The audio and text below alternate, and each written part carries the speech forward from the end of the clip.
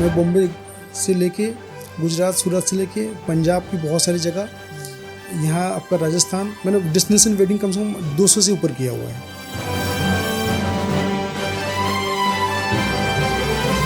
तो लिटरली मैं बता रहा हूँ, मैं शॉक्ड हो गया था देख करके। एक इंगेजमेंट में इतना मतलब इतनी पॉजिटिव वाइब थी, बहुत खूबसूरत आपने क्या कहते हैं उसको डिज़ाइन किया था। एक इंगेजमेंट का फंक्शन लग ही नहीं रहा था कि एक इंगेजमेंट के लिए आपने इतना अच्छा मंडप डिज़ाइन किया वहाँ पर। आप यकीन मानिए, मैं इंडिया के इतना शहर घुमा हूँ, लखनऊ कभी नहीं घुमा था, बट जब लखनऊ में पहुँचा तो यहाँ जो नेचर है, जो लोगों की बोलचाल है, जो आपको अपनाने का तरीका है लोगों का, जो छोटे छोटे मिस्टेक्स को अनदेखा कर देना है, ये लखनऊ वाले ही कर सकते हैं। आपका पूरा एम ये है कि क्लाइंट के पास करंट डे भी एक नंबर चीज़ दिखे और जो फोटो में जाए ज़िंदगी भर उनकी यादें बने, वो भी एक नंबर होनी चाहिए। ना सब नहीं हो सकता हमारे लाइन में। तेरे को गुंजन जो समझ में आ रहा, तेरे कैमरे में जो बेहतर लग रहा तू वो कर। मतलब इतनी फ्लेक्सिबिलिटी आप फोटोग्राफी पॉइंट ऑफ व्यू से फोटोग्राफर्स को देते हो, ये यहाँ पे भैया ना के बराबर है। यहाँ पे मतलब शायद ही कोई इस तरीके से करता होगा। लोगों ने जो तारीफ किया मेरा, सबने जो बोला क्या काम निकल गया सुबह का, मॉर्निंग का डे वेडिंग, उसमें मेरी सारी पेन चला गया था। ऐसी कंडीशन में आपके पैसे कंप्रोमाइज़ होते हैं क्या? मुझसे ज़्यादा उगता हुआ सूरज आपने नहीं देखा होगा कभी। क्या कोई ट्रेंड है ऐसा जो अब आउटडेटेड हो गया है? एक चीज़ देखेंगे, प्रिंटेस्ट में मेरी क्या हुआ, कम से कम 50 काम आपको मिलेंगे। तो शुरुआती दौर में एंट्री करने के लिए फाइनेंशियली कितना स्ट्रांग होना पड़ेगा? बहराइच की कोई भी काम हो, चाहे छोटा सा बर्थडे हो, चाहे फूले के बुक्के भेजना है, तभी मैं भेजता हूँ। क्या बात। उस बहराइच के लिए कभी मना नहीं कर सकता हूँ। दादा, बारिश और ये जो डिले हो जाता है, ये जो इमरजेंसी चीज़ें होती हैं, आप इन सब चीज़ों से कैसे जूझते हैं? और जब आपका काम देखा मैंने और डिटेलिंग, फिर मैं आपका बहुत बड़ा फैन हो गया हूँ। नहीं यार,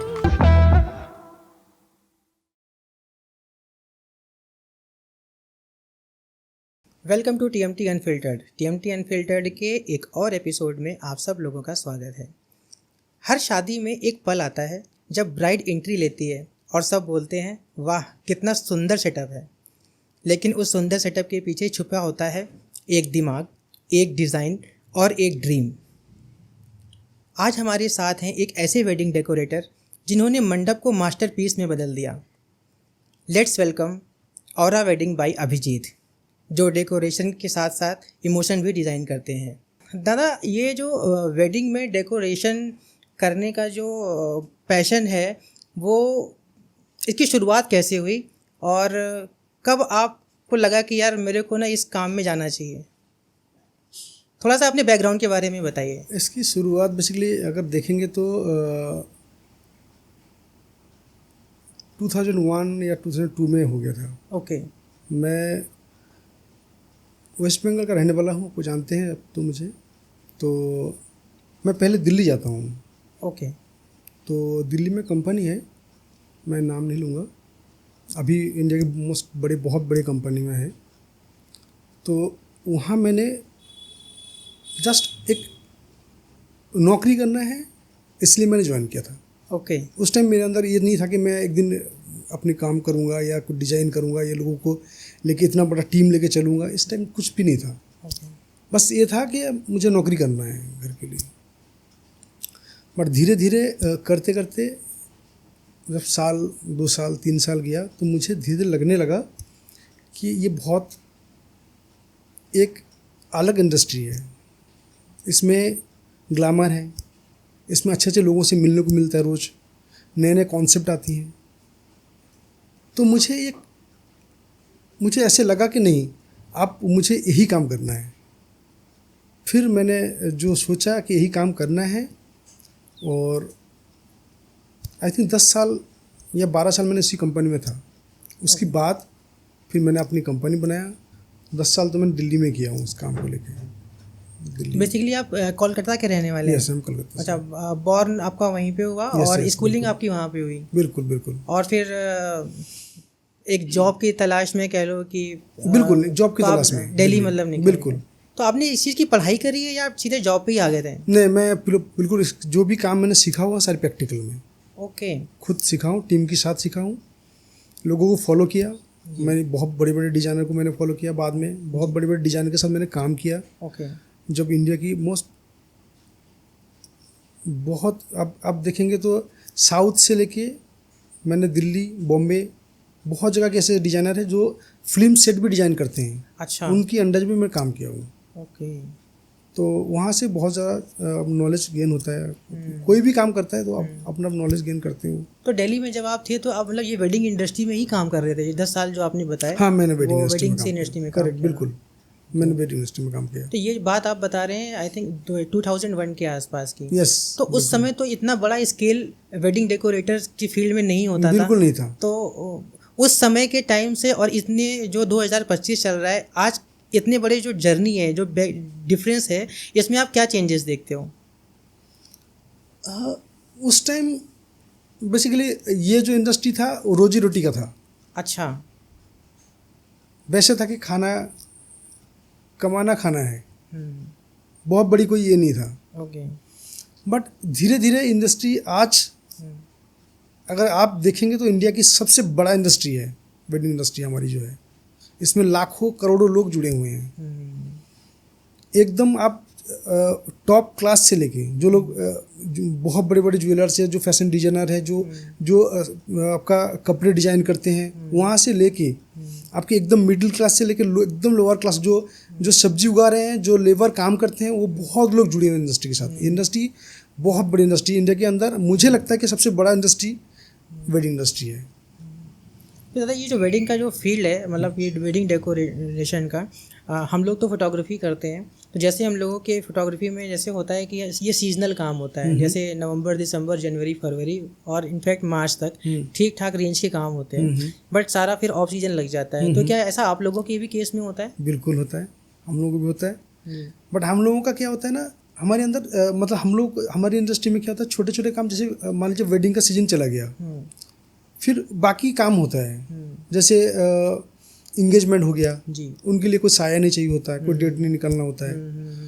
उसके बाद बर्थडे फंक्शन आता है। अच्छा, मतलब वो बहुत सारे छोटे छोटे फंक्शन बहुत आ जाते हैं उसमें, जी, जिसमें टीम आपका इंगेज रहता है उसमें। हाँ। और आप भी रहते हैं, क्योंकि इसमें एक इंटरेस्टिंग बात है भैया, मुझे ऐसे लगता है कि अगर 2-4 दिन या 10 दिन काम ना हो, हाँ, तो मैं रह नहीं पाऊंगा।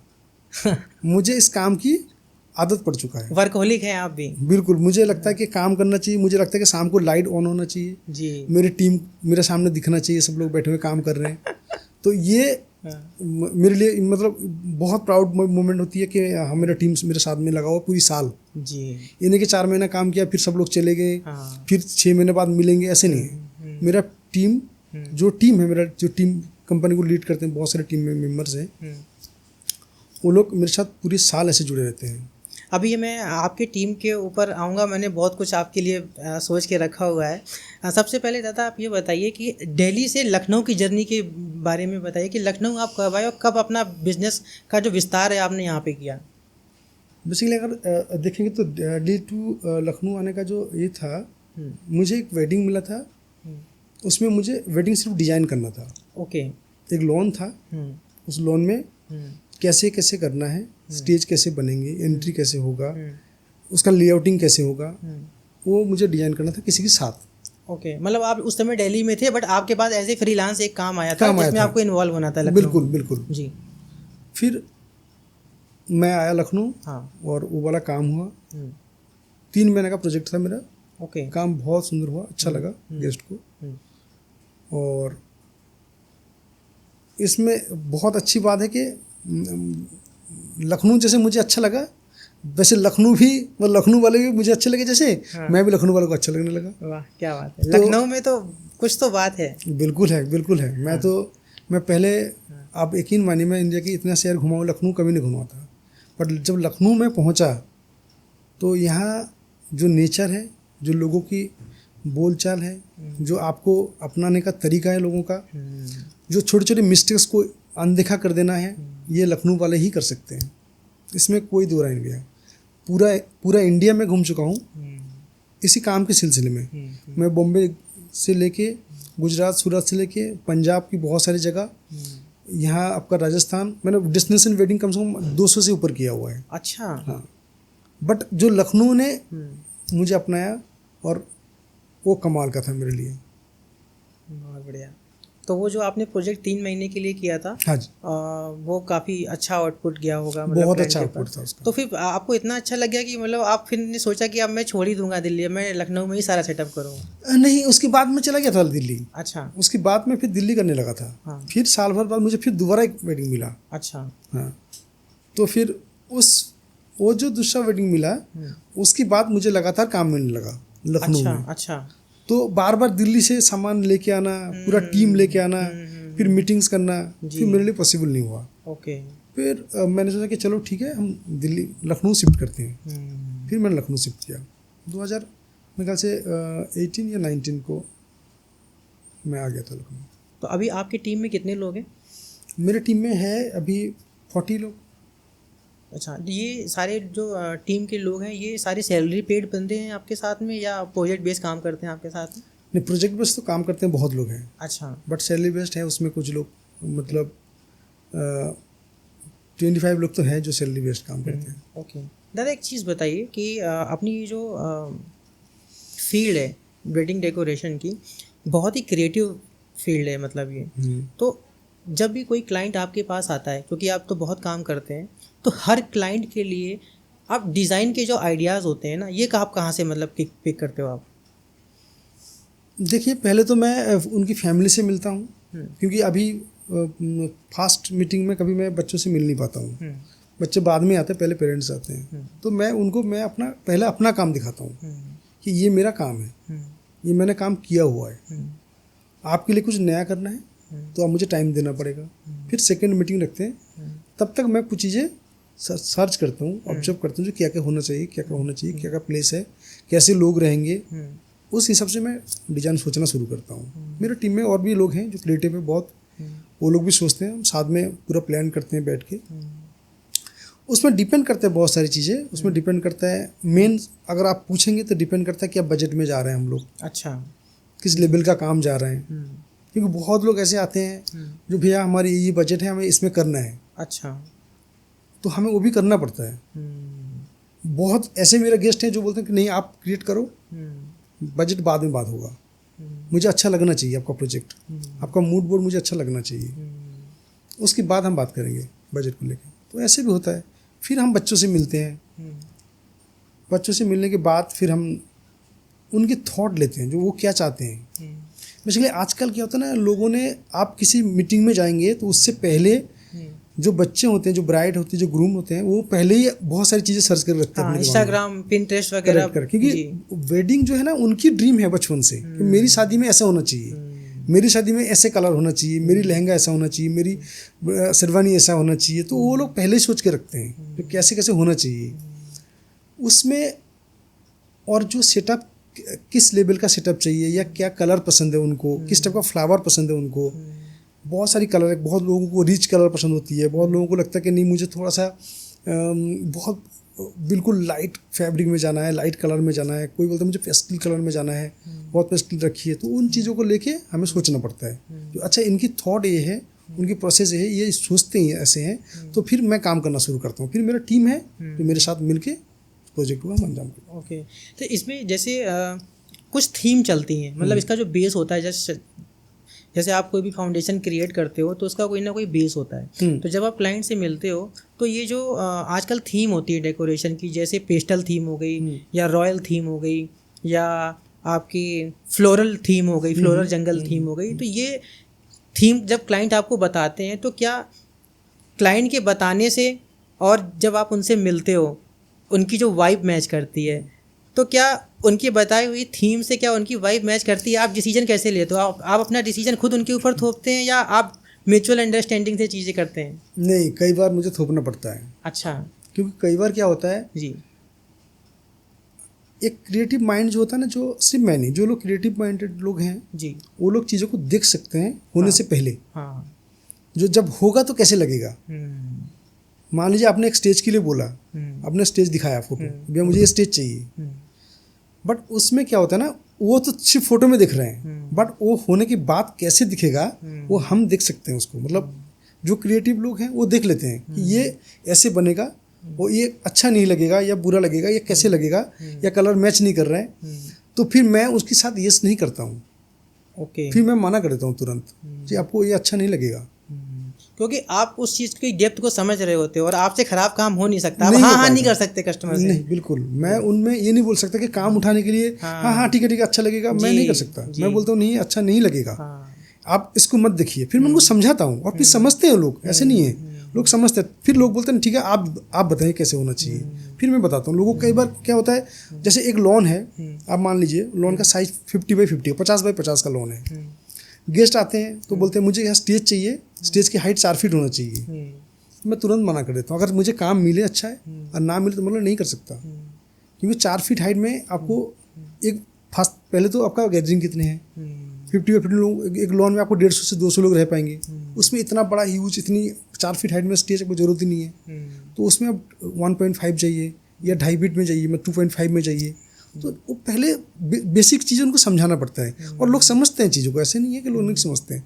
बट मैं हाँ नहीं बोलता हूँ। जब उन्होंने बोला कि 4 फीट का स्टेज चाहिए, मैं तुरंत नहीं बोलूँगा हाँ ठीक है हो जाएगा। मैं बोलता हूँ नहीं हो सकता, अच्छा नहीं लगेगा, आप बात को समझिए इस चीज़ को।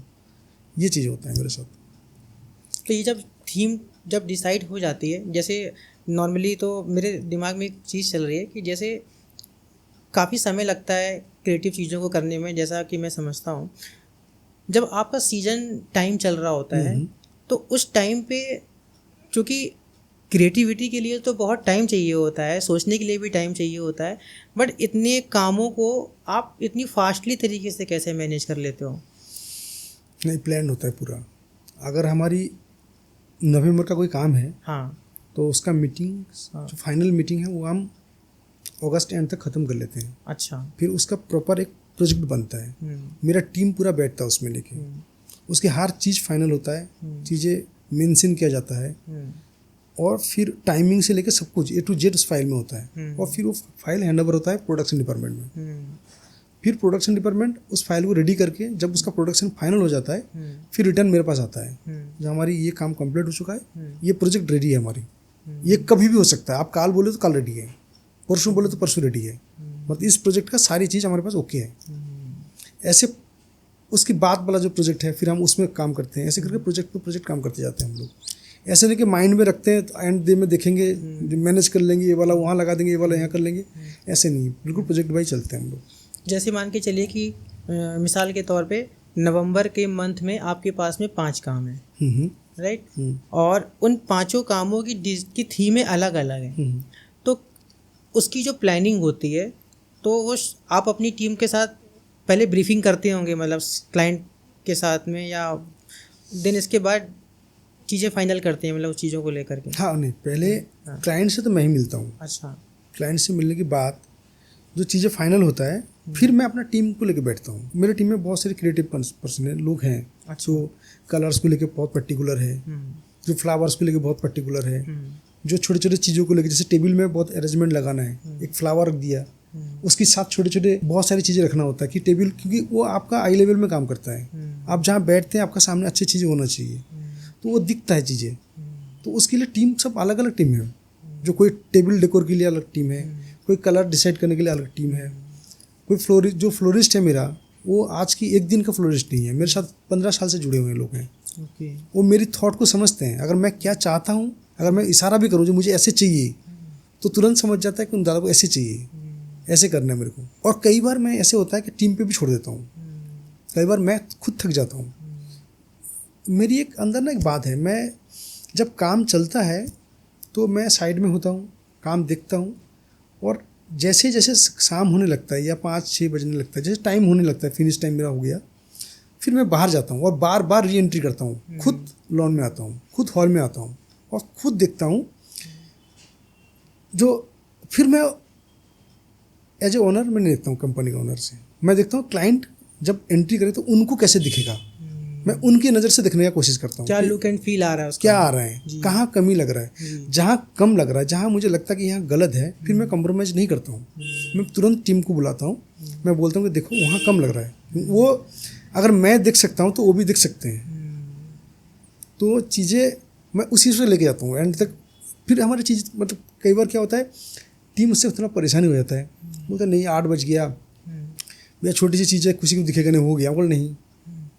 बाई चांस किसी को दिख गया, उसको छोड़ दो, तुम खुद को पूछो कि तुम्हें अच्छा लग रहा है। अगर तुम्हें लगता है कि हाँ ठीक है मुझे अच्छा लग रहा है, फिर ओके। पहले खुद अपने आप को क्वेश्चन करो कि क्या ये टेबल की सेटअप ठीक है, क्या उसमें जो फैब्रिक लगा हुआ है क्या प्रेस्ड किया हुआ है, क्या प्रॉपर है। अगर आपको लगता है कि नहीं है, अनप्रेस्ड है, अच्छा नहीं लग रहा है, तो फिर आप करो उसको, कोई बात नहीं, 10 मिनट टाइम आपके पास है। एज ए आर्टिस्ट हर बंदे का ना अपना एक ऑरा होता है, आपकी कंपनी का नाम भी ऑरा है। आपका जो पसंदीदा जो थीम है वो डे में ज़्यादा है या नाइट में? आपको कौन सा सबसे बेस्ट लगता है कि यार जब आपको लगता हो कि यार डे है इसमें तो मैं फाड़ दूंगा? जो डे का फंक्शन होता है जी, वो जितना इम्पोर्टेंट मेरे लिए होता है, नाइट का फंक्शन सेम टू इतना इम्पोर्टेंट मेरे लिए होता है। मैं कभी ऐसे नहीं सोचता हूँ कि ये डे के फंक्शन तो मुझे बहुत अच्छा करना है, नाइट के फंक्शन तो चल जाएगा, लाइट कवर कर लेगा। लोग बोलते हैं ना कि लाइट थोड़ा सा कवर करते चलेगा। हाँ जी, हाँ जी, हाँ जी। बट वो चीज़ें नहीं है। बट हाँ, ये अगर प्रैक्टिकल में आप देखेंगे तो नाइट की फंक्शन से अच्छा डे के फंक्शन निकलता है। ये ऑब्वियसली बात है क्योंकि उसमें लाइट प्रॉपर मिलता है, उसमें चीज़ें कंप्रोमाइज़ नहीं कर सकते आप। अगर बेसिक लॉन में भी छोटा सा कहीं कुछ पड़ा हुआ है तो आपकी नज़र में आता है, आप खुद हटा देते हो उसको, नहीं ये दिखना नहीं चाहिए, खराब दिख रहा है। नाइट में लोग छोड़ देते हैं, ठीक है पड़ा हुआ कोई बात नहीं, किसी को दिखेगा नहीं। तो डे की जो फंक्शन होता है ऑब्वियसली नाइट से थोड़ा अच्छा निकल के आता है। बट आपको अगर आप एज ए डेकोरेटर दिख रहे हैं या आप एज ए डिजाइनर हैं तो आपको दोनों को इक्वल दिखना चाहिए, डे का फंक्शन को भी और नाइट का फंक्शन को, क्योंकि आपको आपके लिए दोनों function same to same important है। अभी रिसेंटली हम लोगों ने साथ में एक प्रोजेक्ट किया था, उसके बारे में थोड़ा डिस्कशन करते हैं। जो कि उस काम में ना मैं डे 1 से आपके साथ में था, तो मैंने उसकी वर्किंग भी देखी कि आप कितने पैशनेट तरीके से उस काम को करते हैं। और मुझे आज भी याद है कि जब मनीष जी की डॉटर की शादी थी, आपको वो थॉट बता रहे थे और आप उनके थॉट को एक कागज़ पे डिज़ाइन कर रहे थे। तो ये जो प्रेजेंस ऑफ माइंड है आपका, ये इतनी क्रिएटिविटी, इतनी शार्पनेस कैसे है आपके माइंड में? मतलब ये सब एक्सपीरियंस हमको लगता है ये 15-16 साल का है क्या, मतलब आपके अंदर? वो है जी। और इसमें भी 2-3 चीज़ें हैं। हाँ उसमें पहला चीज़ है कि मेरे बहुत सारे गेस्ट हैं, मेरे बहुत सारे क्लाइंट हैं जी, जो मुझे बहुत फेथ करते हैं, ब्लाइंड फेथ करते हैं। उनको पता है कि दादा आ रहे हैं, तो उनको सिर्फ जगह, डेट और फंक्शन बताना है कि ये फंक्शन है, ये जगह हमने डिसाइड किया और ये डेट है, और फिर वो एकदम साइलेंट रहते हैं। फिर मैं ब्रीफ करता हूँ, ठीक है मैंने ये सोचा है कि मैं ऐसे ऐसे करूँगा, और 90% चांसेस ऐसे होते हैं कि उनको सबको पसंद आता है मेरे का बात, मेरी थॉट, मेरी सोचे मिल जाते हैं उनके साथ। मनीष जी के साथ मेरे साथ एक बात है, मनीष जी के साथ मैंने बहुत सारे प्रोजेक्ट मैंने साथ में हम लोगों ने, भैया ने मुझे काम दिया है, मैंने बहुत सारे प्रोजेक्ट में उनका काम किया। अब उनको जितना मेरे पे फेथ है उतना विश्वास से मैं उनको समझा सकता हूँ। जैसे उनकी डॉटर की जो फंक्शन था, तो मैंने पहले कुछ सोच के नहीं गया था, बट जब मैं वहाँ पहुँचा, जब भैया ने ब्रीफ किया कि हमारे इतने लोग रहेंगे और इतने गेस्ट हैं और यही वाला पार्ट हम लेना चाहते हैं, तो तुरंत मेरे दिमाग में ये आया था कि नहीं, हम फिर ये वाला सेटअप करके चलेंगे कि पैसेज यहाँ से लेके आएंगे, हम यहाँ पे एक फाउंटेन रखेंगे, फिर एक वाटर बॉडी बनाएंगे, उसके पूरा सेटअप होगा, स्टेज वहाँ रहेंगे, एंट्री ऐसे होगा। मैं तुरंत उसको वहीं से मैप करना शुरू कर दिया था कैसे ऐसे करेंगे। और कलर जो डिसाइड करने वाले हैं वो हमारे ऑफिस में टीम है, अच्छा, जो कलर वगैरह डिसाइड करते हैं। ओके। जो डीएम की फंक्शन में कौन सा कलर जाएंगे, किस टाइप का फ्लावर लेके चलेंगे, कितने ग्रीन्स का इस्तेमाल करना है, वो सब क्रिएटिव टीम है, उसके लिए बोलते हैं सब लोग। तो ये जो कलर की जो थीम जो आप लोगों ने डिसाइड किया था, तो उसके लिए क्या आपको कपल्स की ड्रेस के बारे में पहले से पता था कि इस कलर की ड्रेस पहनेंगे, तो उसके हिसाब से आपने कलरिंग करी थी, या कलरिंग के हिसाब से उन लोगों ने अपनी ड्रेस खरीदी थी?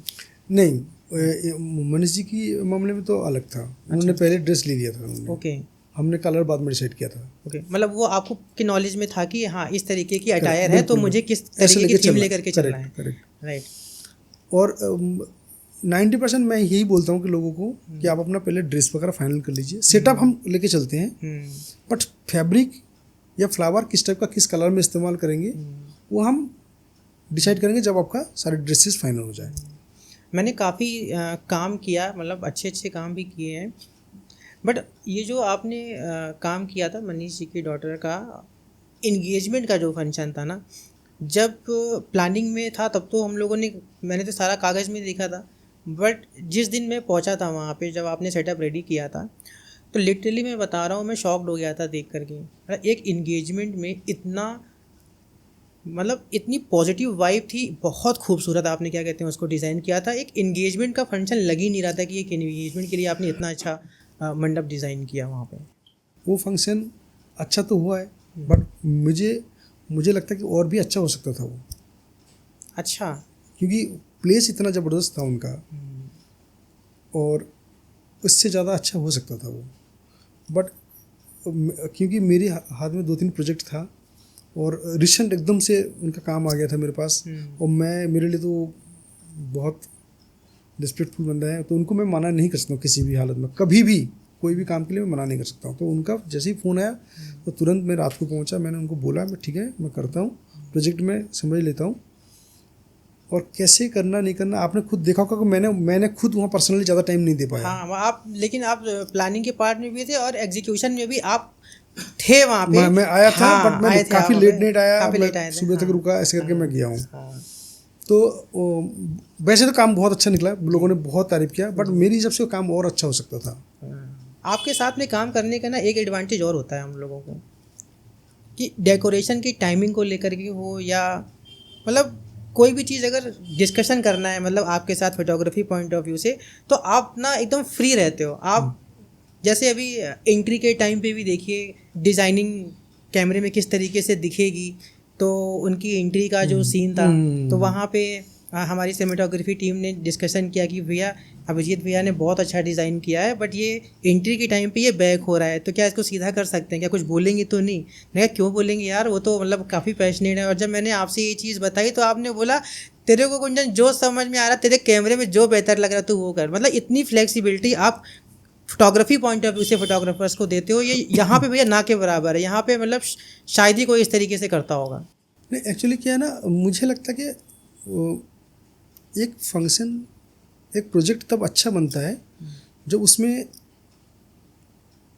जितने लोग हैं जुड़े हुए, जितने लोग हैं, टीम जो टीम है, जी, जैसे फोटोग्राफर है, जी, जैसे डेकोरेटर है, हाँ, जैसे केटरर है, जी, जैसे जो लाइट करता है वो लोग, जो जितने लोग हैं, अगर वो लोग सब लोग एक साथ मिल के काम करते हैं तो वो काम हमेशा ही अच्छा निकलता है। उसमें ईगो नहीं होना चाहिए कि मुझे नहीं पता, मैं तो अपना सेटअप कर दिया, आपको फ़ोटो लेना है आप कैसे भी लीजिए, आपका प्रॉब्लम है, फिर वो काम अच्छा नहीं निकल सकता। बट कई बार क्या होता है, फोटोग्राफर आके मुझे सिर्फ वो नहीं, बहुत बार बोला कि भैया मुझे लगता है कि थोड़ा स्टेज में लाइट कम लग रहा है, मैं तुरंत उस लाइट को बढ़ाता हूँ।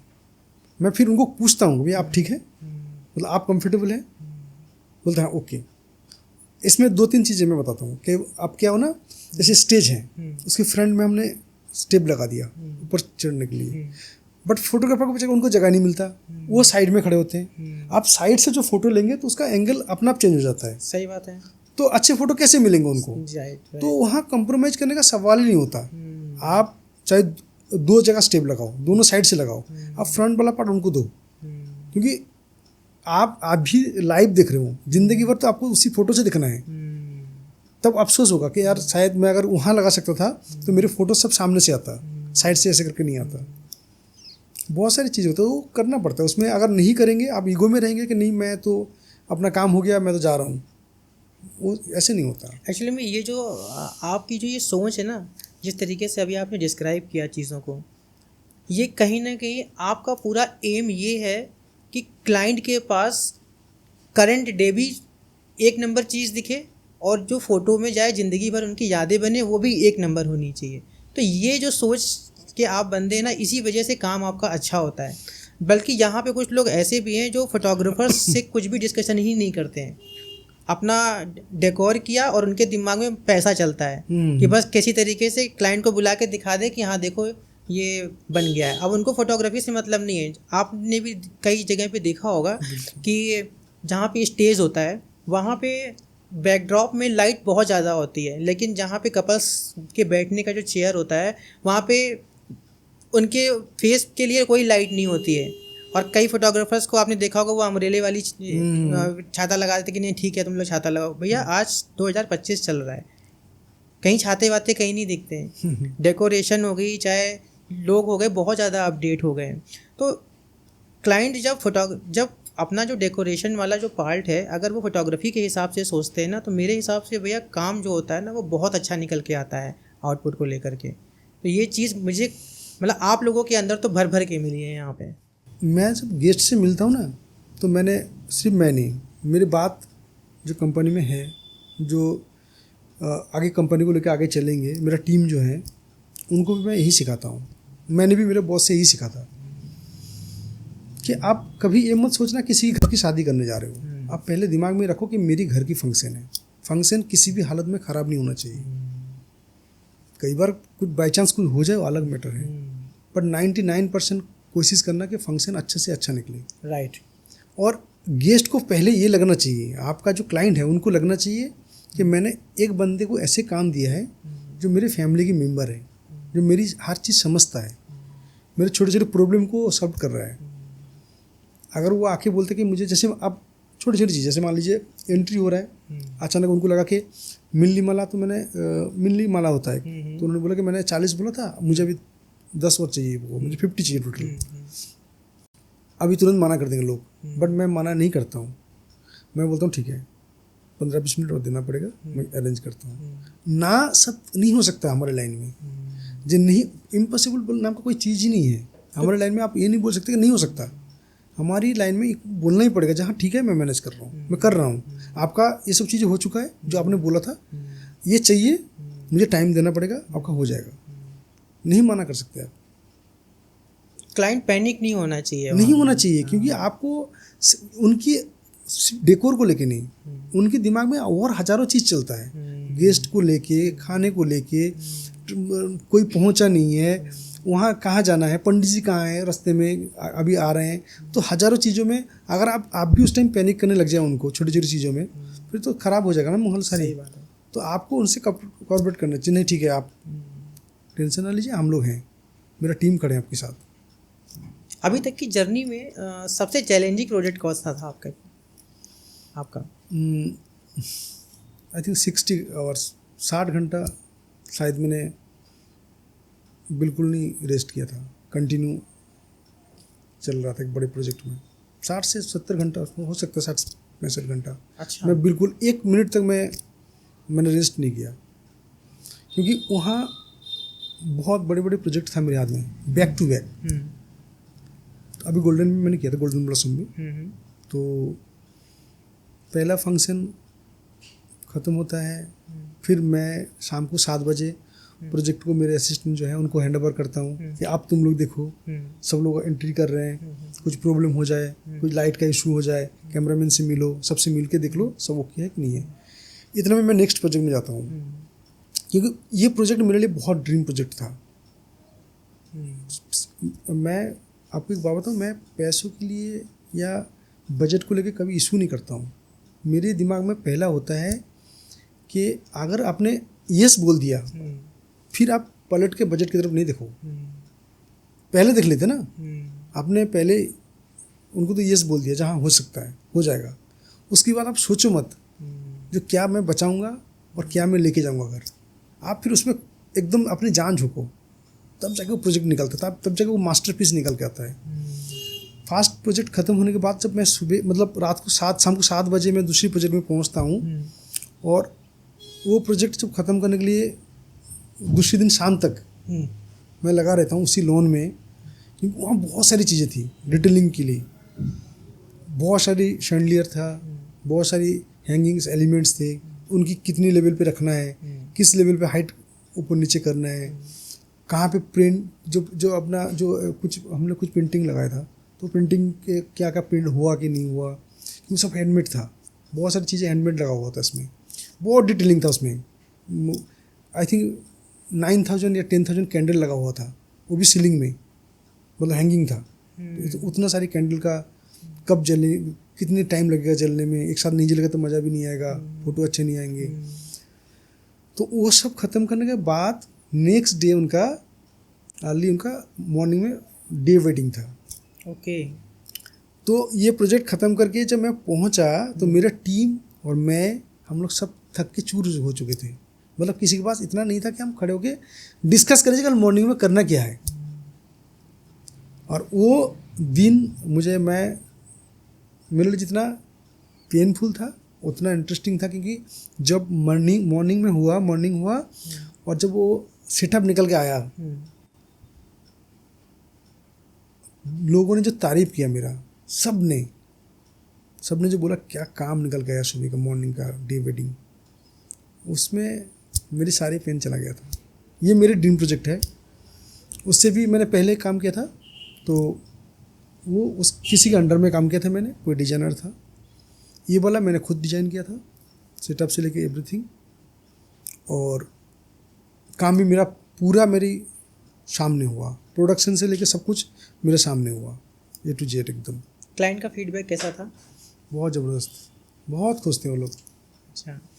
मतलब यहाँ पे एक ख़ास बात हुआ था मेरे साथ। जो क्लाइंट हमारे थे, क्लाइंट तो MD हैं, तो उनकी जो गेस्ट थे ना, वो लोग सब बॉम्बे से थे। तो उन्होंने ये बोला था कि हम सोचते थे कि पहले बॉम्बे है जहाँ प्रोडक्टिव भरमार है, बॉन्ड होते हैं, फिर दिल्ली आते हैं, फिर दिल्ली से बाकी नीचे जाते हैं, जैसे मान लीजिए यूपी हो गया, बिहार हो गया, बंगाल हो गया, सब जाते हैं। पर उन्होंने बोला कि अब मैं जाके बोलूँगा कि आप देखिए क्रिएटिव लोग कहाँ बैठे हैं, आप लखनऊ जाके फंक्शन देखिए, क्या फंक्शन करके दिया। बहुत बढ़िया कॉम्प्लीमेंट। हाँ, मतलब ये था कि आप सिर्फ बॉम्बे में ये ना बोलिए कि बॉम्बे में ही अच्छा काम होता है, अब दिल्ली में अच्छा काम होता है, आप लखनऊ जाके देखिए काम कैसे हो रहा है, वहाँ पे किस लेवल का काम हो रहा है, क्या टेस्ट है लोगों का काम करने का।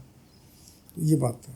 दादा, बारिश और ये जो डिले हो जाता है, तो ये जो इमरजेंसी चीज़ें होती हैं, आप इन सब चीज़ों से कैसे जूझते हैं? हाँ, ये इम्पोर्टेंट क्वेश्चन है, क्योंकि इसमें आप कुछ कर नहीं सकते।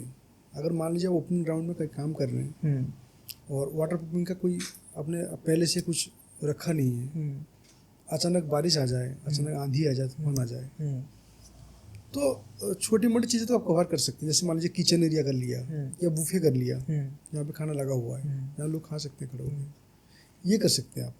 प्रॉपर एरिया नहीं कर सकते आप, उसमें आपको वो डिसाइड करना पड़ता है, वो कुछ नहीं कर सकते आप उसमें। या तो पहले पता कर लीजिए, आजकल तो पता ही चल जाता है बारिश होगा कि नहीं होगा,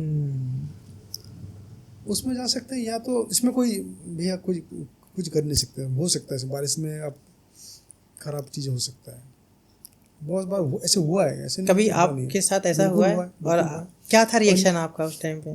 पंजाब में एक प्रोजेक्ट था मेरा। हाँ, पंजाब में एक फार्म है, कोठारी नाम का फार्म है, बहुत फेमस फार्म है पंजाब का जी। तो फिरोजपुर रोड में, तो मैंने वहाँ पे काम किया था। तो वहाँ पे एक प्रोजेक्ट था और 12-1 बजे से बारिश शुरू हुआ था, और इतना तेज़ बारिश, मतलब इतना ज़्यादा बारिश हुआ वहाँ पे कि शाम को 7 बजे तक हमें नहीं लग रहा था कि हम फंक्शन यहाँ पे कर पाएंगे, क्योंकि कुछ नहीं रेडी था। शाम को 7 बजे तक कुछ नहीं रेडी कर पाए हम लोगों ने। सेटअप पूरा लगा हुआ था, ये लाइट नहीं ऑन कर पाया हम लोगों ने, सीटिंग नहीं लगा पाया, सब ढका हुआ पड़ा हुआ साइड में। लॉन में पानी कम से कम 1-1 फीट पानी है। और फिर गेस्ट आते हैं, उन्होंने पूछा, जो मेरे क्लाइंट था, कि कैसे होगा। उन्होंने कुछ फोर्स नहीं किया, उन्होंने इतना पूछा कि कुछ हम कर सकते हैं, इसमें कोई रास्ता है। मेरा टीम था कम से कम 100 लोगों का टीम था। सब ने बोला हाँ कर सकते हैं, बट टाइम देना पड़ेगा, हम 2 से 2.5 घंटा हमें टाइम चाहिए होगा। तो उन्होंने बोला ठीक है। 2-2.5 घंटे में उन्होंने अपने टीम भी लगाया, 40-50 लोगों का जो फार्म की टीम थे, हम लोगों का 100-150 लोग। पहले तो हम लोग पानी सब वहाँ से बाहर निकाले, वहाँ से लॉन से सब कुछ करके, फिर कारपेटिंग कराया पूरा लॉन में, मतलब कम से कम लोग चल पाए उसके ऊपर। कारपेटिंग हुआ, टेबल्स लगाए, चेयर नहीं लगा पाए क्योंकि चेयर दब रहा था वहाँ पे, चेयर लगाना नहीं, मुश्किल हो गया, मतलब लगा ही नहीं चेयर। राउंड टेबल लगा और सोफे वगैरह लगाया, लोगों ने बैठा और 2-3 घंटे का फंक्शन एंजॉय किया। टास्क था बट ठीक है, अब उनका फंक्शन हो गया। ऐसी कंडीशन में आपके पैसे कंप्रोमाइज़ होते हैं क्या? देखिए ऑनेस्टली बात है, मैं अपना पैसे कंप्रोमाइज़ नहीं करा सकता हूँ। मैं अपने काम को 100% देने का कोशिश करता हूँ, और यही मेरा टीम भी चाहते हैं। हम एंड टाइम तक मेरे गेस्ट से भी यही बात होता है कि आपको सर कहीं भी लगता है एक ही मोमेंट पे आप सिर्फ आके मुझे बोलना कि मुझे लगता है कि ये एरिया थोड़ा सा आपको ऐसे लग रहा है या ये ऐसे होना चाहिए था, ये अच्छा होता, मुझे कोई दिक्कत नहीं है आपको सजेशन लेने में। मैं उतना ये नहीं हूँ कि मैं आपका सजेशन नहीं लूँगा, मैं तुरंत इसमें काम करूँगा। बट आप लास्ट में ये ना बोलिए कि मैं हैप्पी नहीं हूँ। मुझे ऐसा लगता है कि हमारे जो बिजनेस है वो आपका बहुत बड़ी फेथ बिजनेस है। इसमें आपको लिंक मिलता है। जैसे मान लीजिए आपने उनका काम किया, वहाँ से मुझे 10 क्लाइंट और मिलते हैं, 10 काम और मिलते हैं। सही है, रिफरेंसिव काम होता है। बिल्कुल। ये मान के चलिए अगर आपने एक काम खराब कर दिया तो आपने सिर्फ 10 क्लाइंट नहीं खोया, कम से 100 क्लाइंट खो दिया आपने। तो अब मैं आपसे, मेरे लिए, सारे लोगों के लिए मेरे ये बात है कि आप 99% कोशिश करिए कि काम खराब ना हो, 2 काम कम कर लीजिए, कोई दिक्कत नहीं है। बट जो प्रोजेक्ट आप उठाएं उसको 100% दीजिए, क्योंकि उसमें बहुत सारे लोगों का ड्रीम्स लगा हुआ है, आपके नाम जुड़ा हुआ है, उनकी फैमिली के नाम जुड़ा हुआ है, बहुत लोगों का सपना लगा हुआ है, तो उसको ख़राब ना करें। और पैसा कॉम्प्रोमाइज़ करने का कोई सवाल नहीं होता, क्योंकि मैं क्यों करूँ ना, जब मैं 100% दे रहा हूँ तो मैं पैसे के लिए कॉम्प्रोमाइज़ क्यों करूँ। हाँ ठीक है, कई बार ऐसे होता है फंक्शन ख़त्म होने के बाद मेरा बैलेंस है, उन्होंने बोलते कि इतना दे देता हूँ, और ठीक है, कोई दिक्कत नहीं। मुझे अपनी एक परसेंटेज का प्रॉफिट मिलता है, मुझे ज़्यादा प्रॉफिट नहीं चाहिए। ज़्यादा प्रॉफिट के लिए मैं काम ही नहीं किया कभी। प्रॉफिट तो छोड़ दीजिए, मैंने पैसे के लिए कभी काम नहीं किया। ये मेरा ऐसे, आपको छोटा सा स्टोरी बताता हूँ, ये काम मेरे साथ कैसे जुड़ा हुआ है। हम 2 भाई हैं और मेरी रियल ब्रदर का जिस दिन शादी था उस दिन मेरे पास 2 प्रोजेक्ट था दिल्ली में। दिल्ली की बात, तब तक घर में सब लोग वेट कर रहे थे कि कैसे भी करके ये पहुँचेंगे, और मैं पूरा कोशिश कर रहा था कि लास्ट फ्लाइट पकड़ भी मैं जाऊँगा, निकल जाऊँगा, बट मैं नहीं निकल पाया, क्योंकि काम और क्लाइंट मेरे दोनों मेरे साथ थे। मैं इम्पोर्टेंस उनको दिया, भाई को मैंने फ़ोन किया, सॉरी बोला, मैंने बोला मैं नहीं जा सकता यार। तो वो नाराज़ थे काफ़ी दिन इस बात को लेके, मेरे फैमिली सब लोग नाराज़ थे। बट हाँ ठीक है, मैं खुद से मैं प्राउड फील करता हूँ कि मैंने इनके काम पे कंप्रोमाइज़ होने नहीं दिया, क्योंकि वहाँ तो मेरा काम चल रहा था, मेरे भाई के तो शादी के लिए मेरा पूरा फैमिली थे, मैं नहीं था, पर इनकी तो पूरा नाम के लिए मैं खड़ा था, तो मैं नहीं जा सकता उस टाइम।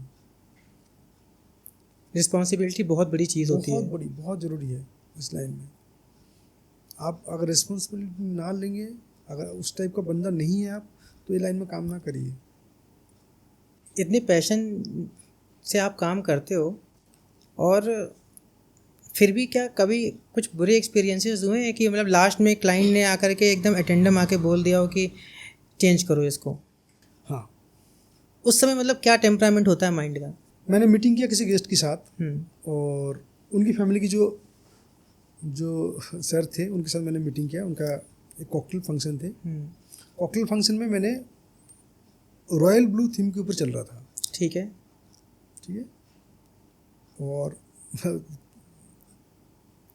शाम को 6 बजे, 6:30 बजे उनके मैसेज आते हैं साइट पे, और वो आके मुझे बुलाते हैं, मुझे आके बोलते हैं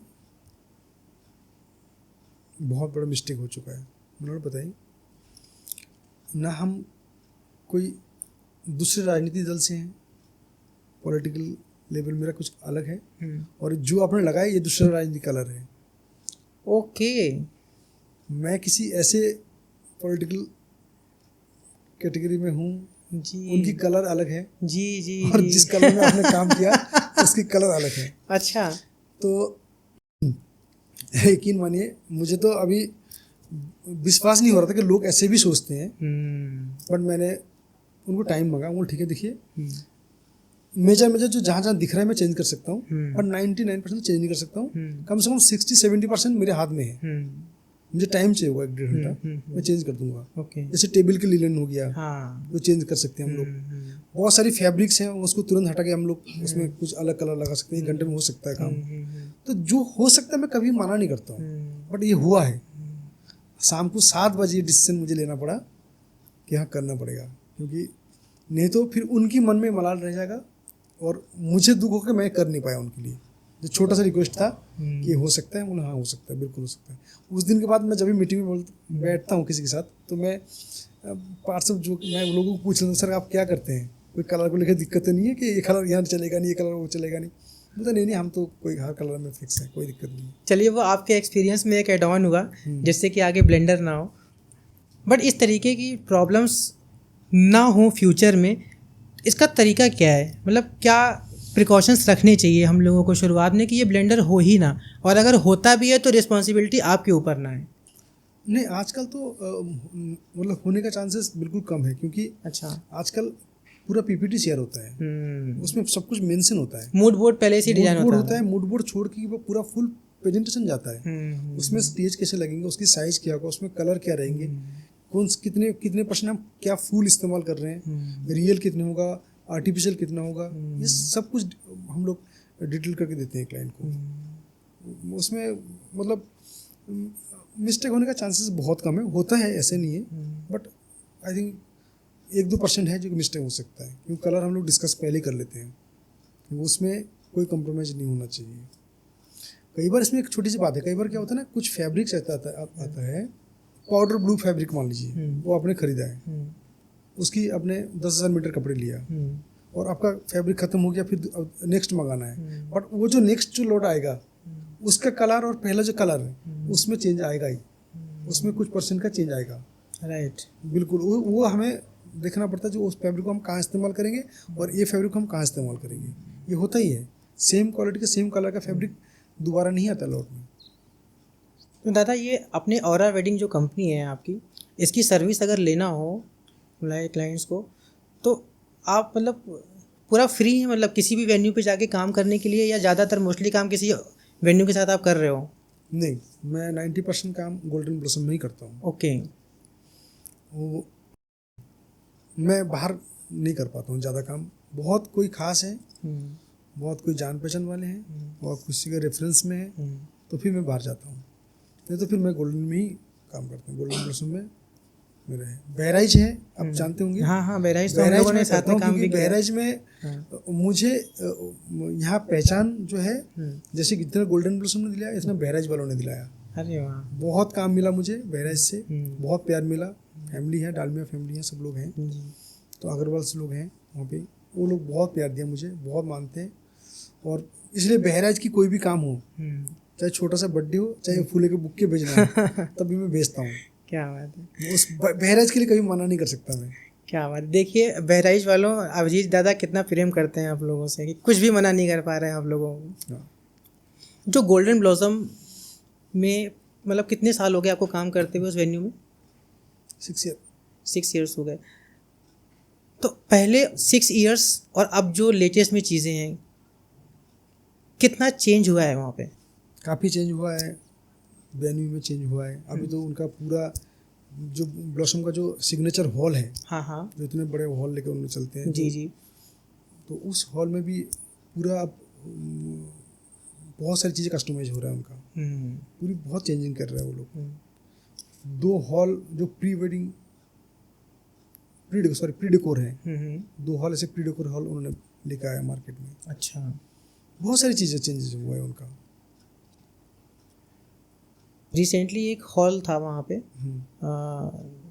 हमने शायद आपने उसका शूट भी करवाया था हम लोगों से, तो कोलिजन 5। हाँ, कोलिजन 5। थोड़ा उस हॉल की विशेष थोड़ा सा बारे में बताइए कि क्या उसकी फैसिलिटीज़ है और किस रेंज के लोग उसको हायर कर सकते हैं। बिकॉज रिजॉर्ट के नाम पे लोगों को लगता है कि बहुत महंगा होगा, हम तो रिजॉर्ट में शादी नहीं करवा पाएंगे, बट गोल्डन ब्लॉसम में शादी है, रिजॉर्ट में शादी है, लेकिन कुछ लोगों को जैसे डरते हैं कि यार ये तो बहुत महंगा होगा, चीज़ें होंगी। तो थोड़ा सा इस चीज़ के बारे में भी बताइए कि कितनी फ्लेक्सिबिलिटी है उसमें। आपको देखना पड़ेगा कि जैसे हॉल नंबर जो 5 है, कोलिजन 5 जो है जी, वो प्री डेकोर हॉल है जी, उसमें हम डेकोर करते हैं और हर साल एक बार हम चेंज करते हैं उसको। अच्छा, हाँ, मतलब वो पैटर्न सेम रहता है, पूरी साल के लिए करते हैं, पूरे साल के लिए करते हैं। अच्छा, जैसे अभी 5 के लिए हो चुका है, अब 6 में दोबारा चेंज होगा वो, उसका पूरा इंटीरियर डिजाइन चेंज होगा।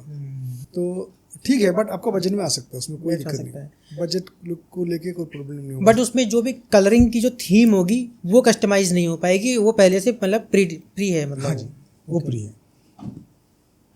ब्लॉसम एक फ्लेक्सिबल प्रॉपर्टी है, उसमें आपको गेस्ट को इतना फैसिलिटी मिल जाता है वो किसी और जगह मिल नहीं सकता। वहाँ पे फ्लेक्सिबिलिटी के नाम पे आपको ये देख लीजिए कि गेस्ट की, जैसे मैंने बोला ना कि मैंने उनसे भी बहुत सारी चीज़ें सीखा है, उनके ओनर से। जब मैं 6 साल में एक्चुअली बहुत नहीं, मैंने बहुत चीज़ें सीखा उनसे। जो गोल्डन ब्लॉसम के ओनर हैं? यस, अच्छा। दोनों सर हैं। उनसे मैंने ये सीखा है कि कभी किसी गेस्ट को अगर आप कर सकते हो तो उनको ना बोलो। अगर आप कर पाओगे तो यस बोल दो उनको, हाँ कर दूंगा। माना तब करना जब आपको लगता है नहीं हो सकता। अननेसेसरी मना मत करना, अननेसेसरी मना मत कर देना कि नहीं हो सकता। क्यों नहीं हो सकता भाई? हो सकता है, बिल्कुल हो सकता है। तुम्हारे हाथ में कराओ। तो वो उनसे सीखा मैंने ये चीज़ें। और ये मैं अपनी टीम पे भी बोलता हूँ कि मना ना करो। अगर कोई छोटा छोटा रिक्वायरमेंट कोई गेस्ट बोलता है तो कभी मना ना करो। अगर आपका हाथ में है तो उसको करो, एंड टाइम तक करो, कोई दिक्कत नहीं है उसमें। ये मत देखो क्या मुझे क्या बच रहा है क्या नहीं बच रहा है, कितने पैसे प्रॉफिट आ रहा है कि नहीं आ रहा है।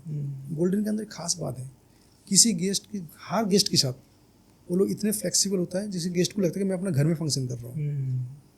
हर चीज़ गेस्ट कभी कभी अपने लॉबी में भी पूजा कर लेता है बाकी किसी होटल में अलाउ नहीं करेंगे, वहाँ बैठ के पूजा कर रहे हैं। मतलब आप समझिए ना कि होटल में है, उनको लगता है कि मैं अपना घर में हूँ। तो ये गोल्डन के अंदर खास बात है। गोल्डन में जो मैंने देखा हुआ है, उनसे जो सीखा हुआ है, जो अगर आपके पास जगह है, अगर इसमें गेस्ट कुछ छोटा फंक्शन कर रहा है, अगर उसका कोई काम निकल रहा है तो करने दो उनको। बल्कि अब 2 लाइट लगना है तो लगा दो उनको, उनके काम अच्छे से हो जाए। ये उनकी खास बात है। द मोशन टेल्स की टीम के साथ काम करके आपको कैसा लगा? मैं हमेशा तारीफ करता हूँ यार इसमें कोई शक वाली बात नहीं है। मोशन टेल के साथ आई थिंक आज से बहुत सालों पहले मैंने बैराज के काम किया था। फर्स्ट टाइम जब मिला था मैंने, तो उनकी घर का एक फंक्शन था, डालमिया जी के फंक्शन। राइट। तो उस टाइम मैं मुझे नहीं पता था कि आपका कैसे काम है नहीं है, मैंने नहीं देखा था। पर जब आपका काम देखा मैंने, और डिटेलिंग, जो छोटी छोटी डिटेलिंग मैंने देखा जो काम को लेके, फिर मैं आपका बहुत बड़ा फ़ैन हो गया। नहीं यार, बंदे के अंदर काम करने का एक पैशन, मतलब वो जो चीज़ें रिटेक लेना है, हाँ लेना है, चाहे कैसे भी हो, इसका मुझे टेक चाहिए और एक टेक चाहिए, नहीं तो नहीं आएगा। नहीं तो मैं खुद पूरा नहीं हो पाऊंगा, चाहे ये टेक क्यों मिस कर गया मैं। ये मैंने आपका फ़ोटो में देखा, ये आपका वीडियो में देखा। उसके बाद लगातार मैंने बहुत सारे प्रोजेक्ट आपके साथ किया, मेरे ख्याल से 10-12 प्रोजेक्ट हम लोगों ने 10-12 बड़े प्रोजेक्ट। तो वो सारे प्रोजेक्ट में आपका काम दिखा। मैं अपने गेस्ट को दिखाता रहता हूँ, लोगों को बहुत पसंद आता है गेस्ट को आपका काम। आपका अभी एक रिसेंटली आपने एक प्री वेडिंग शूट किया था मनीष जी की बेटी की, हाँ, रितिका एंड विंटू का। हाँ जी। क्या शूट था वो, कोई बोल नहीं सकता कि वो लखनऊ का। सबसे इम्पोर्टेंट है कि ये जो अपने एक पूरा एक जो ये बनाया था, आपने सिचुएशन क्रिएट किया था वहाँ पे, कैसे करना। एक छोटा सा क्लिप था बट पूरा एक स्टोरी था उसमें। राइट। बहुत ज़बरदस्त। मैं अपने गेस्टों को दिखाता रहता हूँ उसको। आपके अकॉर्डिंग सबसे इम्पैक्टफुल क्या चीज़ होती है, फ्लावर, ड्रेपिंग या लाइटिंग? मैंने पहले ही बोला था कि आप अगर टीम नहीं बन पाए तो अच्छा काम नहीं हो सकता। किसी को भी इम्पोर्टेंस नहीं देना चाहिए। सबके अपने अपने रोल होता है। जो फ्लोरिस्ट है, जो फूल लगा रहे हैं, उसकी भी जितना रोल है, जो लाइट लगा रहे हैं उनकी भी उतना रोल है। सबके अपने अपने रोल होता है, और जब पूरी सब लोग अपना 100% देते हैं तब जाके एक अच्छा प्रोजेक्ट निकल के आता है। विजुअलाइजेशन और बजटिंग में बैलेंस कैसे बनाते हैं आप? अगर आपने बजट तय कर लिया फिर आप मुड़ के देख नहीं सकते, और फिर आपको आगे जाना है, कैसे काम करना है उस बजट पे, और वो अच्छा भी होना चाहिए। जो आपने कमिटमेंट किया वो पूरा भी होना चाहिए। राइट। क्या कोई ट्रेंड है ऐसा जो अब आउटडेटेड हो गया है? पहले बहुत हवेली थीम चलते थे, बड़े बड़े आर्चेज, बड़े बड़े स्टेज, ये सब आप अपडेटेड हो गया, अब वो चला गया। अब मैक्सिमम लोग फैब्रिक और फ्लावर से खेलते हैं। ओके। मैक्सिमम लोग चाहते हैं कि पहले क्या था ना, आप देखिए कितना फ़र्क आया। पहले लोग चाहते थे, एक एक स्टेज था जो 40 फीट हाइट होता था, 50 फीट हाइट का स्टेज मैंने लगाया, खुद लगाया। बट उस टाइम हम नहीं समझते कि इतना हाइट लगाने से कोई फ़ायदा नहीं होता, क्योंकि लोगों को उतना हाइट तक देखते नहीं है, क्योंकि आप सिर्फ 12 फीट तक ठीक से देख पाते हैं। नहीं तो फिर आपको ऐसे करके दिखना पड़ेगा, बार बार अपने सिर को उठाना पड़ेगा, मतलब आंखों को ऊपर लेके जाना पड़ेगा दिखने के लिए।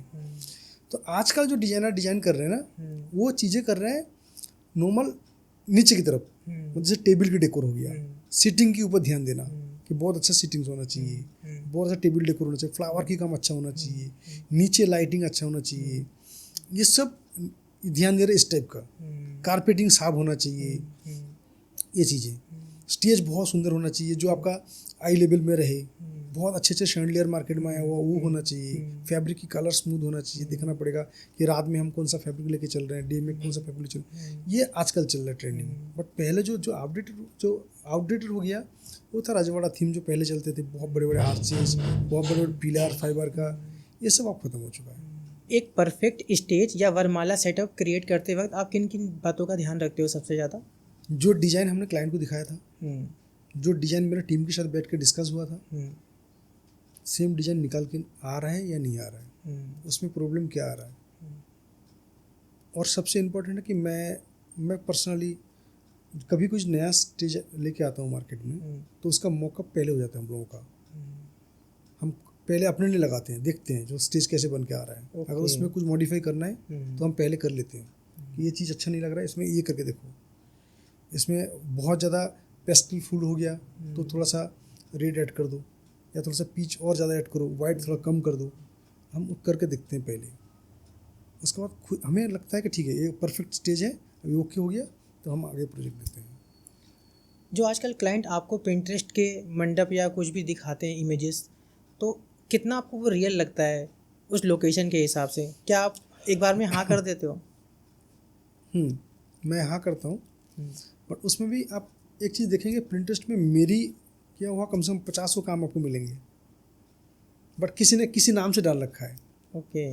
मैं अपनी जो काम करते हुए फ़ोटो दिखा सकता हूँ लोगों को, ये प्रोजेक्ट मेरा है, ये देखिए मेरा टीम खड़ा हुआ है, ये काम चल रहा है, शुरू हो रहा है, ये ख़त्म हो रहा है, बट लोगों ने पिंटरेस्ट में अपने नाम पे डाल रखा है। ओके। तो उस ऐसे काम करने में मुझे कोई दिक्कत नहीं है। मैं बहुत ज़्यादा लोगों को फॉलो नहीं करता हूँ, मैं पर्टिकुलर 2-4 लोगों को फॉलो करता हूँ जो अच्छे डिज़ाइनर हैं, जो अच्छे डिज़ाइन करते हैं, उनसे बिल्कुल सीखता हूँ। ज़रूरी है, कोई ना किसी किसी न किसी को फॉलो करते हैं। बट ये है कि मैं पिंटरेस्ट को कभी गलत नहीं बोलता हूँ कि मैं खुद उठाता हूँ वहाँ से, मुझे मैं तब उठाता हूँ जब लगता है कि ये वाला जो स्टेज है या एंट्री है या मंडप है, कुछ भी है, ये मैं कर सकता हूँ, ये वाला प्रोजेक्ट मैं कर सकता हूँ, तब मैं वहाँ से पिक करता हूँ। अगर गेस्ट मुझे दिखाते हैं कि मुझे ऐसे चाहिए, तब मैं उनको समझाता हूँ। कई बार गेस्ट क्या करते हैं, जैसे हॉल में फंक्शन है, बट उन्होंने एक मंडप लेके आया जो बाहर लगा हुआ है लॉन में, पिंटरेस्ट का है, वो कह रहे मंडप मुझे ये चाहिए, अच्छा, वाइट फ्लावर के ऊपर बहुत सुंदर से ग्रीन का काम हो रहा है। फिर मैं मना कर देता हूँ, हमका ये वाला फ़ोटो इस हॉल के अंदर अच्छा नहीं आएगा, आप अभी देख नहीं पा रहे हैं, हम देख पा रहे हैं, आप सिर्फ उस फोटो में दिख रहे हैं, बट मैं आपका मंडप लगने के बाद कैसे दिखेगा मैं अभी देख सकता हूँ। मेरे साथ जो फ्लोरिस्ट हैं, जो 15-15 साल से जो टीम काम कर रहे हैं, वो लोग देख सकते हैं जो एक कैसे लगेगा। राइट। तो हम तुरंत मना कर दें जो अच्छा नहीं लगेगा। अगर कोई जीत करते ना हमें यही चाहिए तो लो, हमें कोई दिक्कत नहीं है, बट ठीक है मैं पहले मना करता हूँ, ये अच्छी नहीं लगेगा, आपको इसका ऑप्शन देख लीजिए, 10 ऑप्शन मैं दे रहा हूँ आपको, आप देख लीजिए, या 2 ऑप्शन और ढूंढ लीजिए आप, बट ऐसे नहीं, इसको फोर्स ना करिए, अच्छा नहीं लगेगा। आप इसमें एक चीज़ सोचिए क्या होता है, लोग जब पिंटरेस्ट का फोटो लेके आते हैं ना, तो वो सिर्फ एक छोटा सा क्लिक लेके आते हैं, मतलब ये वाला पार्ट ले लिया उन्होंने, बहुत सुंदर दिखता है, बट हम जब डिज़ाइन सोचते हैं ना किसी के बारे में, तो फिर हम सिर्फ उस पार्ट को लेकर नहीं सोचते हैं, हम सोचते हैं कि 300 लोग जो आएंगे यहाँ पे, जो 300-400 गेस्ट रहेंगे, उनको सबको अच्छा लगना चाहिए आपका काम। आप उस टाइम ये नहीं बोलेंगे हमें तो ब्राइड और ग्रूम ने यही दिखाया था कि हमें इस चीज़ से बनाना है, हमें ये भी देखना पड़ता है कि 300 लोगों को भी अच्छा लगना चाहिए कि आपका काम कैसे जा रहा है, किस लेवल पे काम कर रहे हैं आप, उनका थॉट भी लीजिए आप, उनका थॉट भी मैं लेता हूँ, बट मैं अपना थॉट भी बहुत डालता हूँ उसमें, उनकी उनकी ऑब्जर्वेशन को मैं रिस्पेक्ट करता हूँ, उसमें कोई दिक्कत नहीं है। बट मैं फिर अपना थॉट डालने में कोई कसर नहीं छोड़ता हूँ, मैं डालता हूँ। मुझे लगता है हाँ ठीक है, ये अच्छा नहीं लगेगा तो मैं मुंह पे मना करता हूँ, ये अच्छा लगेगा तो मैं उनको सैल्यूट, हाँ ठीक है बहुत अच्छा स्टेज बन जाएगा, मैं आपके साथ हूँ, कोई दिक्कत नहीं, मैं बना सकता हूँ स्टेज को, बहुत खूबसूरत बन सकता है, इससे अच्छा बन सकता है। और तो फिल्म इंडस्ट्री से मुझे कोई प्रॉब्लम नहीं होता, मैं लोग लेके आते हैं, मैं अगर मुझे लगता है मैं इसमें काम कर सकता हूँ, अगर मुझे लगता है ये फेक नहीं है, मुझे कोई दिक्कत नहीं है। दादा, ये वेडिंग डेकोरेटर्स की फील्ड में अगर कोई यंग जनरेशन आना चाहे तो उसके लिए गुरु मंत्रा क्या होगा आपकी तरफ से? हाँ, ये इंटरेस्टिंग क्वेश्चन है, और मैं सोच रहा था कि ऐसे क्वेश्चन पूछेंगे आप मुझे। बेसिकली मैं जो न्यू जनरेशन उनको बोलूँगा, हाँ ठीक है, हमारी इंडस्ट्री बहुत बड़ी इंडस्ट्री है, इसमें स्कोप है काम करने का, और ख़ासकर लखनऊ जैसे सिटी में बहुत स्कोप है, यहाँ पे आपको मौका मिलता है सीखने का, यहाँ पे कोई ऐसे दिक्कत की बात नहीं है, कर सकते हैं आप, चीज़ें अवेलेबल है, सब कुछ कर सकते हैं। मेरी पर्सनल राय ये रहेगा कि अगर करना चाहें, अगर आप इस इंडस्ट्री में आना चाहते हैं, अगर आपके अंदर वो हुनर है, अगर आप अपने आप का 100% दे सकते हैं इंडस्ट्री को, इस काम को, तब आइए, नहीं तो नहीं। क्योंकि इसमें आपका टाइम देना पड़ता है, आपका मेहनत देना पड़ता है, आपका बहुत सारी, आपका पैसेंस है, आपके अंदर लगन है, जुनून है इस काम को करने का, तब करिए। पैसे के लिए ना करिए। पैसे में, अगर पैसे के लिए काम करना है तो 2-4 साल में आप ख़त्म हो जाएंगे। अगर लॉन्ग टर्म चलना है, जैसे मैं 20 साल 22 साल से 24 साल से काम कर रहा हूँ, तो आप कर सकते हैं। टाइम देना पड़ेगा, ज़िंदगी की बहुत अहम टाइम आपका वैसे ही निकल जाएगा, पता नहीं चलेगा आपको। पर्सनली अगर मुझे आप पूछेंगे ना, तो मैं मेरी बच्चे, मेरी जनरेशन जो आएंगे, उनको मैं इंडस्ट्री में नहीं लाऊंगा। क्योंकि इसलिए नहीं लाऊंगा क्योंकि मैं जो खोया है अपनी लाइफ में, जो टाइम चला गया मेरे ज़िंदगी से, मैं नहीं चाहता कि मेरे बच्चों की ज़िंदगी से उस टाइम चला जाए। बहुत अहम वक्त, बहुत क्रूशियल टाइम जो होते हैं ना, वो कब निकल जाएगा पता नहीं चलेगा आपको। घर की बहुत सारी वेडिंग हो जाएगा, बहुत सारी फेस्टिवल है जहाँ पे आप अटेंड नहीं कर सकते। आप यकीन मानिए, मैं अपना टीम को हमेशा बोलता हूँ कि अगर आपको एक काम करना है तो मुझे देखो पहले। मेरी ज़िंदगी का एक बहुत बड़ा सच है कि मैं उनको बोलता हूँ कि मुझसे ज़्यादा उगता हुआ सूरज आपने नहीं देखा होगा कभी। इतनी रातें मैंने जगा है, मुझे पता ही नहीं चलता था कब सुबह हो गया। इतनी सुबह किसी ने नहीं देखा है। अगर वो देखने का हिम्मत है तो फिर आओ, इंडस्ट्री आपको हमेशा वेलकम करेगा। बहुत पैशन और बहुत लगन चाहिए इस काम को बिल्कुल करने के लिए। 100%। अगर आपके अंदर वो चीज़ नहीं है, आपके अंदर अभी आपको लगता है कि फ़न है, मस्ती है, मजाक है, लाइट जल रहा है, वहाँ डीजे चल रहा है, फिर ना आइए, कोई फ़ायदा नहीं है इसमें आने का। ख़राब हो जाएंगे आपकी वजह से, और इंडस्ट्री और बाकी लोग बदनाम होंगे। राइट।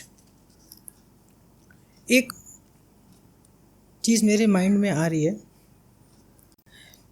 जैसे जो लोग नए आना भी चाहते हैं और बहुत पैशन है उनके अंदर, तो शुरुआती दौर में एंट्री करने के लिए फाइनेंशियली कितना स्ट्रांग होना पड़ेगा? ज़रूरत नहीं है। मेरे पेरेंट्स को अभी पता नहीं है कि मैं क्या करता हूँ, मतलब मेरी लेवल क्या है इस इंडस्ट्री में, इस काम को लेके। मेरे माँ बाप को नहीं पता है। ओके। ना उन्होंने मुझे 1 रुपया लगाने के लिए दिया था, ना मैंने लगाया। मैंने अपने आप को इतना काबिल बनाया था कि मैं किसी के पास जाकर अगर मीटिंग करता हूँ तो वो क्लाइंट मेरा 100% मुझे बिलीव करता है, ठीक है इस बंदे को पैसा दे सकता हूँ मैं, ये मेरा काम करेगा। तो मैं उन्हीं से पैसा लिया हूँ, उन्हीं का काम किया हूँ, उन्हीं से पैसा बचाया हूँ, और अपने गोडाउन बनाया, अपनी आज इतना बड़ा इंडस्ट्री खड़ा कर दिया मैंने,